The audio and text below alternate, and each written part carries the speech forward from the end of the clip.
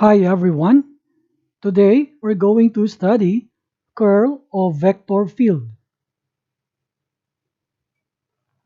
Let V equals V sub xi plus V sub yj plus V sub z k be a vector field. Then curl of V is defined as curl V, and the formula is gradient cross product V.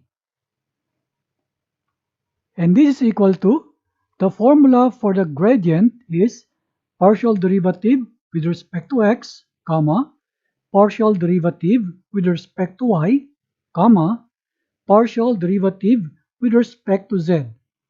Cross product, the v, and that is v sub x, comma, v sub y, comma, v sub z. And we can evaluate this using the 3 by 3 matrix.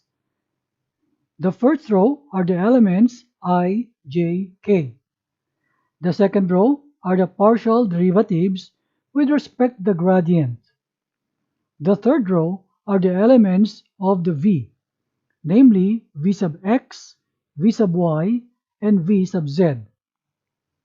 By the idea of determinants, the computation now for the curl v is equal to this big formula. Note that the curl operation is only performed on a vector field, and the result is another vector field. Example 1, if V equals xyi plus yzj plus xzk, find gradient times V.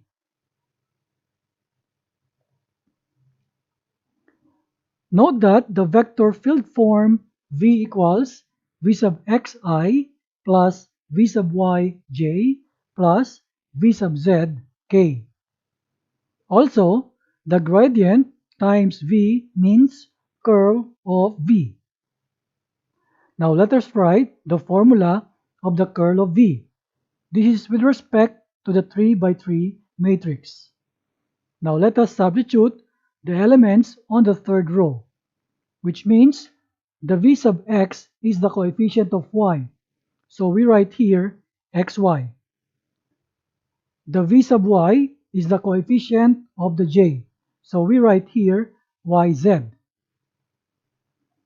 The v sub z is the coefficient of the component k, so we write here xz. Now, by principle of determinants, it becomes like this. Let's begin with the component I, which means we write here the element I and then the partial derivative of the function xz with respect to y minus partial derivative of the function yz with respect to z. Then minus the component j, we copy it here. Then partial derivative of xz with respect to x minus partial derivative of xy with respect to z plus component k is here, then partial derivative of yz with respect to x minus partial derivative of xy with respect to y.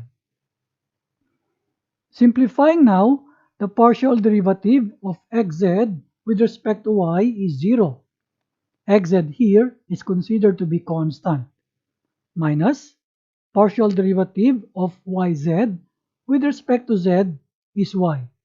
Then we copy the component I, minus partial derivative of xz with respect to x is z, minus partial derivative of xy with respect to z is 0. Then the j is here, plus partial derivative of yz with respect to x is 0, minus partial derivative of xy with respect to y is x. Then we copy component k. Simplifying this now, we have this negative yi minus zj minus xk. This is the final answer. Now let us define irrotational vector field. A vector field, capital F, is said to be irrotational if gradient times capital F equals 0.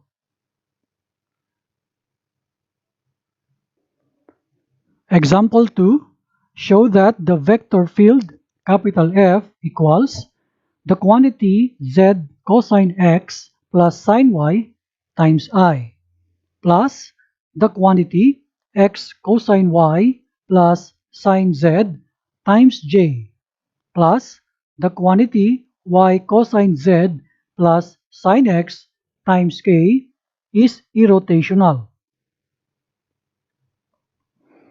For our solution, let us show that the gradient times capital F equals 0, so that this vector is irrotational. So let us write the formula for the curl of V. And we have here now the 3 by 3 matrix. The first row are the components I, j, k. The second row, the partial derivatives with respect to the gradient. The third row are the components of capital F, that is v sub x, v sub y, v sub z. Substituting the values in the third row, we have like this. The v sub x is the coefficient of component I, and we have in here. V sub y is the coefficient of component j. V sub z is the coefficient of the component k. Computing for determinants now, we have like this. We start with component I, and we take the partial derivative of this function with respect to y. And the answer is cosine z minus partial derivative of this function with respect to z minus now component j. We copy the j here, then we take the partial derivative of this function with respect to x, and we write here cosine x minus partial derivative of this function with respect to z, and the answer is cosine x plus, now for component k, we copy it here, then multiplied first by the partial derivative of this function with respect to x, and we have this cosine y, minus partial derivative of this function with respect to y, and we write here cosine y. Now, if we're going to simplify this, we will find out the answer is 0.